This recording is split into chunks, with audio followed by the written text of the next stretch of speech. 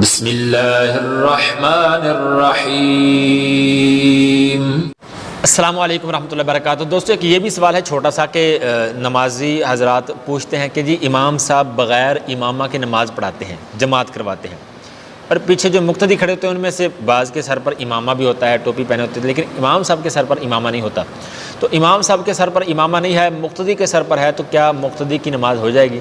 تو ہو جائے گی، اس میں کوئی حرج نہیں ہے۔ بہتر یہ ہے کہ امامہ پہن کے نماز پڑھائیں، لیکن اگر امام کے سر پر امامہ نہیں ہے اور مقتدی کے سر پر امامہ ہے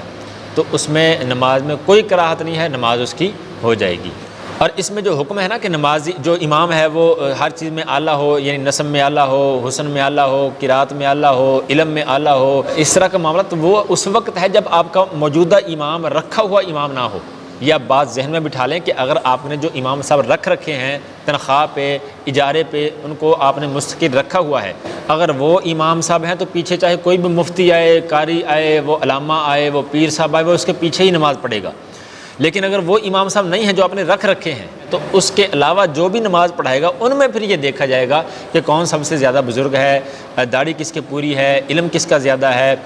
قرآن کس کو صحیح آتا ہے، نسب کس کا زیادہ صحیح ہے، عزت کس کی زیادہ ہے۔ یہ سارا کچھ اس وقت دیکھا جائے گا جب آپ کا رکھا ہوا امام نہ ہو۔ اگر رکھا ہوا امام آپ کا مسجد کا امام جو رکھا ہوتا ہے آپ نے، وہ اگر موجود ہے تو پیچھے چاہے جو بھی علامہ، وہ پیر صاحب آئیں، وہ مرشد آئیں، وہ اس کے پیچھے ہی نماز پڑھے گا، کیونکہ رکھا ہوا امام آپ کا جو ہے وہ آپ کا موجود ہے۔ باقی امام صاحب ہو تو پھر وہ یہ نہیں کریں گے کہ پیچھے امامہ ہے یا نہیں ہے، پیچھے کوئی بڑا کھڑا ہے، پھر اس میں یہ نہیں دیکھا جائے گا۔